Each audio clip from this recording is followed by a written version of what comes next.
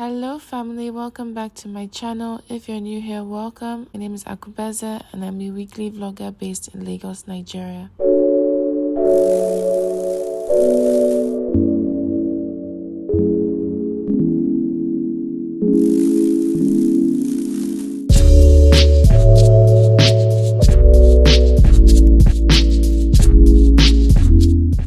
please, can you tell us a bit about what's happening here today? Okay, so today is a book launch, but also the launch of a foundation, Natasha Ilo Foundation, and also a book called Kasie, which means be comforted. And this book is intended just to bring comfort, right? It explores grief in all of its ramifications. And we hope that as people just engage with the book, that they find comfort, right? Because, I mean, if you even check it and if we go a little broader, Nigeria is going through really tough times now.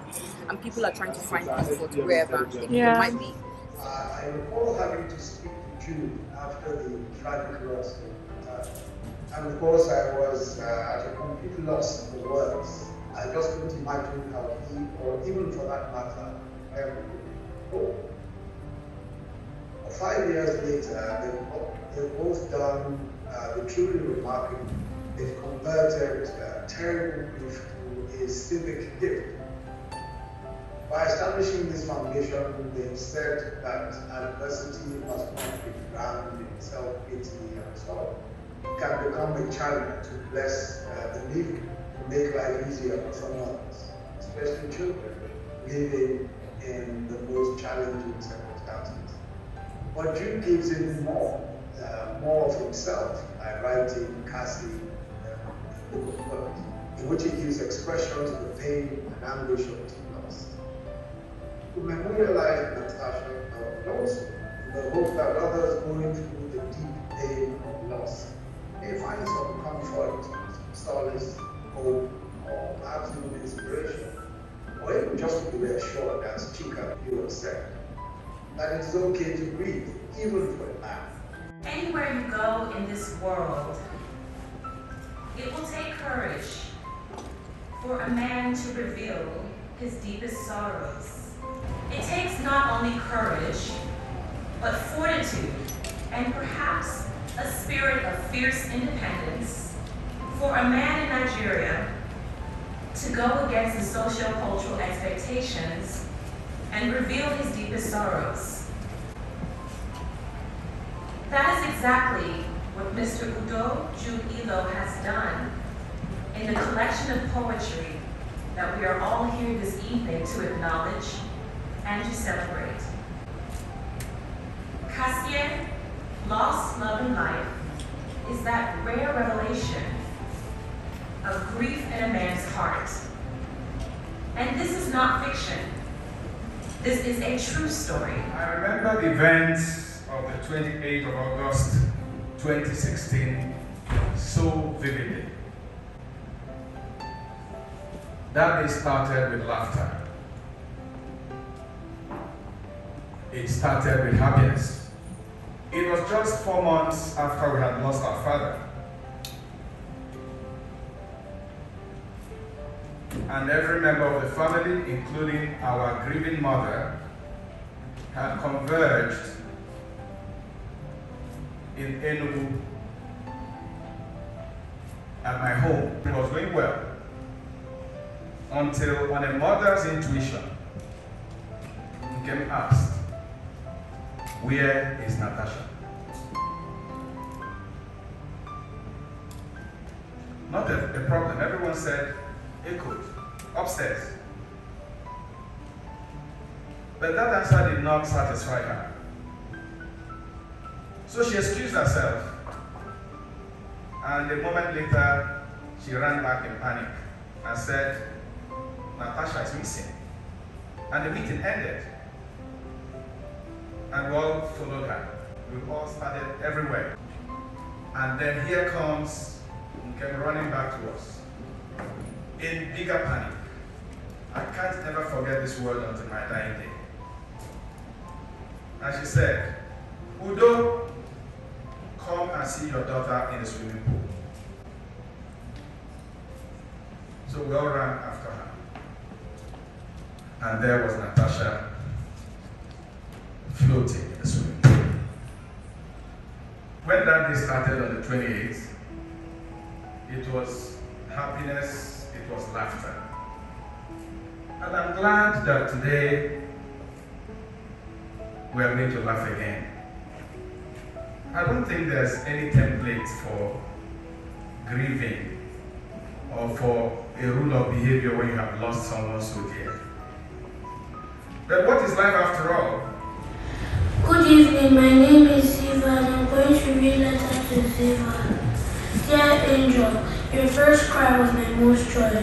Burst of light so invigorating, a face serene and majestic, an innocence unmatched, potential yet unwrapped. I did not get here by chance. I was formed by love, sustained by sacrifice, strengthened by generosity, chiseled by determined spirits. I was pruned by disciplinarians, compelled by love to be more.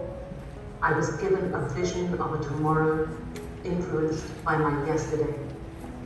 I rode on the back of many who believed more in me than I could ever believe in myself.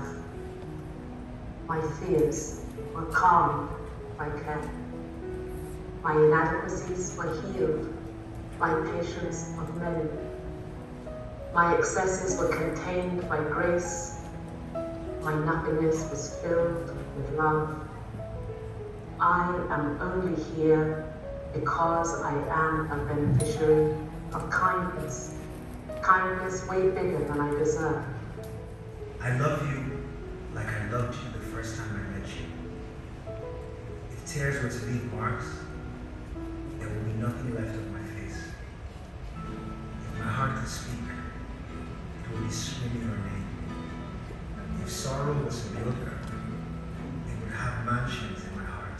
I feel like Alice in this lonely town. Oh, I feel so down, and I'm gonna need to pick me up. You're an adventure to a different place. You are filled with flames, and I really pray I don't get burned by your deep brown eyes and your red blue skinny jeans. You don't have a care at all, and that's something new in me. It's the way you talk and how your smile lights every room. It's a twisted fairy tale. I hope I'm not doomed. How did we arrive at this creek of emptiness, where we bid our land for fortune, spill oil on the future, burrow the earth for wealth, bury our inspiration? Oil will fuel cars, I know, but inspiration will fuel those who will build cars. As the imitation of one generation by another will determine the exaltation of a nation, or an imitation from generation to generation. And this is not a legend. Inspiration is not a legend, like those days were real. When empty castles were remolded to space shuttles and exotic cars that carried our children to the land of their dreams on the shoulders of fathers who washed sweat of labor off their hands rather than blood of kindreds, and mothers who needed not stay awake at night twisting and turning figures on public ledger. Where are those days? Daughters were proud of fathers who were soldiers, and sons aspired to be soldiers. This was not haram, but what we made with our neighbors no matter their religion. Salat was a sure path to Abuja. We would never kneel on sajada covered in blood. Our sons would not carry weapons after ablution, taking our daughters into captivity. So we married off sons of the God.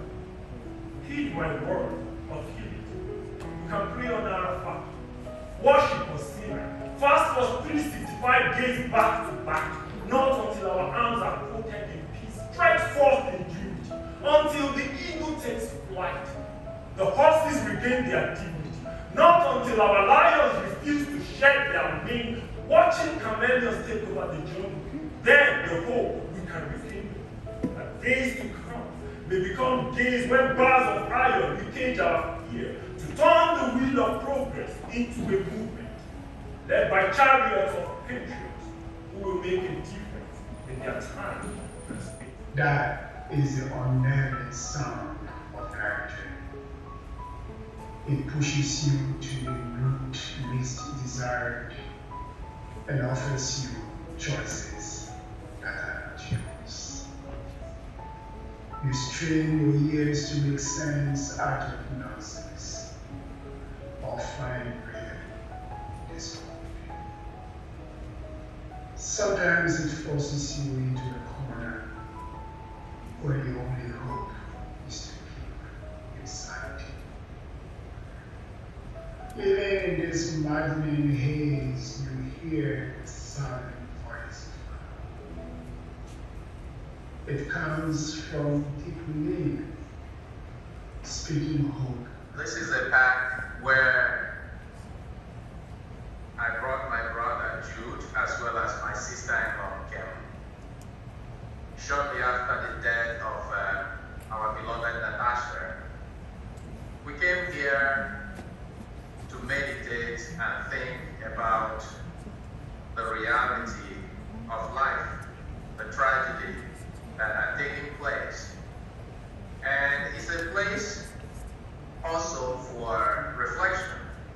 Once in a while I come here to think about life. As you can see behind me here is a heavy snow. It's quite cold. And soon, in the next few months, if I took this video again, all these places will be filled with vegetation to be a new springtime of life. And that's how our life is. And I really want to commend my brother, Jude, and Nkem, for putting this book together, Kasie. It is a testament to their resilience, and it becomes for us a testament of hope of what can happen when people say the darkness will beg to differ.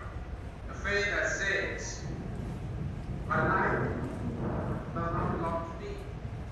Our human destiny is in the hand of God. When people lose something, whether it is cancer, whether it's gun violence, whether it is malnutrition or anything, and they feel so strongly about it, they don't just sit down and cry, but they also establish an institutional framework to make sure that other people do not go through the same thing that they have gone through. And for me, therefore, coming to this occasion and looking at the purpose for why we are here, part of which is to launch this foundation, is a real commitment of what we should all be doing in our society.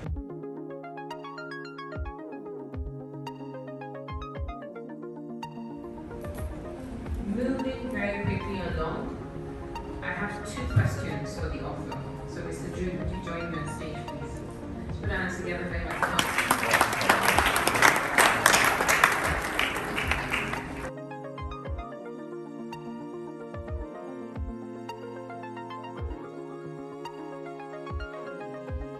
Why the book of poetry? And how deep did you have to dig to produce what we're holding in our hands today? Thank you, Chioma. Again, welcome to all of you, people online, everybody, everywhere. I'm glad that you made our time to be here with us. When I lost Natasha, time stopped for me. When I lost her, a part of my heart died. And I needed to find a way, because it wasn't just my loss.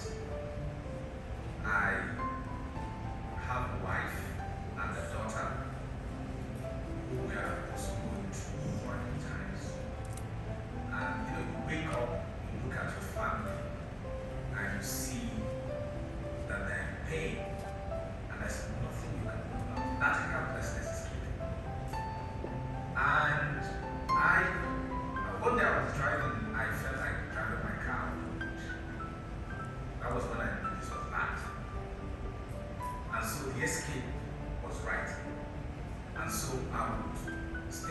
night, cry, because again, yes, it's good for men to cry, but sometimes if you cry a lot in front of your family, you might make them lose hope. So I'm still up at night, cry, and then talk to my daughter and talking to her I write. So the book was more of what saved my sanity, and also my faith, which also comes out clearly in the book. 5 years on, they say time heals pain. What does this mean to you and your family? Time, healing pain. But also, what's the favorite part of this book for you? Okay, in terms of time healing pain, I think it does happen. You don't cry as much, you don't gape as much. But the truth of the matter is that I don't want to stop feeling pain. It's my connection to her. It reminds me that I had something. So actually, yes, I don't want the pain to be as bad, but I don't want it to completely go away. It's my treasure pain, it's a sweet pain. Knowing that our bond is still there, that like I keep saying, that I love her, like I loved her the first day I met her.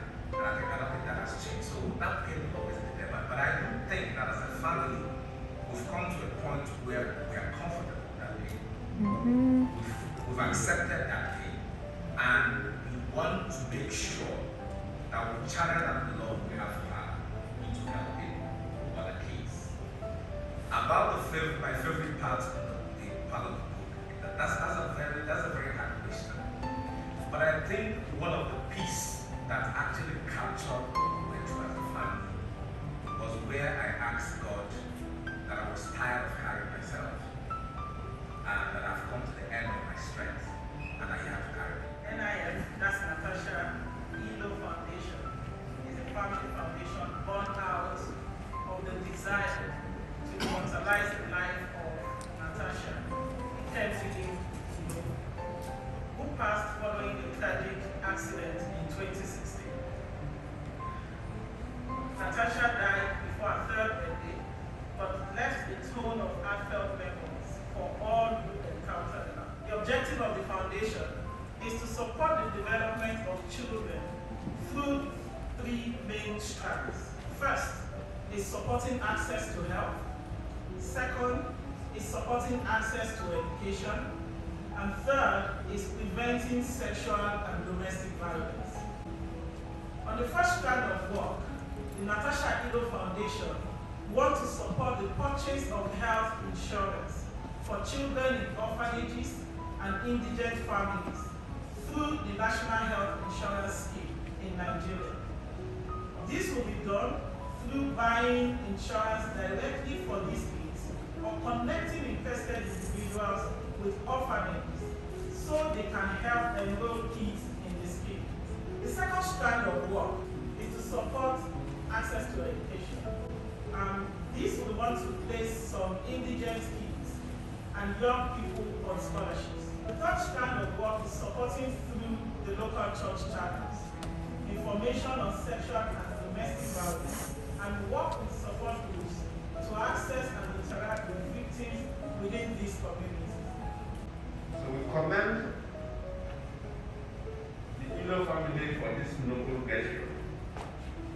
And I call on all of us to really support it. And everybody who is in position to touch life, no matter the talent God has given to you, whatever God has given to you, in one way or another, please try to touch life. Now, formally unveil the logo of this great Natasha Ilo Foundation. Good evening, ladies and gentlemen. It's a great honor and privilege for me to be here to deliver the vote of thanks to you all today on behalf of the Natasha Ilo Foundation. I hope that we have all enjoyed today's launch and that we have all found a sense of peace and comfort just from being here together. I know I definitely have. The truth is that if I start trying to thank everyone by name, we may be here for another 2 hours. But there are so many people who contributed their time, their energy, and their resources to making this launch the success that it was. From the readers who brought the words of Kasie to the speakers and performers who kept us engaged throughout the event, to the planning committee who made sure this event was a great success. Most importantly, I would like to thank Jude Ilo, his wonderful wife Nkem, and the entire Ilo family for sharing their grief and comforting process with us. Thank you for teaching us how to look up through Kasie, and thank you for giving others hope through the launch of the Natasha Ilo Foundation. Final prayers, 'cause my love's coming down tonight. I'm putting up to your run today. I want it all, don't give me tight. I can tell I'm yours, can't you tell you're mine? That's a true confession. You can try to run, that's again hide the intercession. My walk and my talk been different. My style and my thoughts been different. I got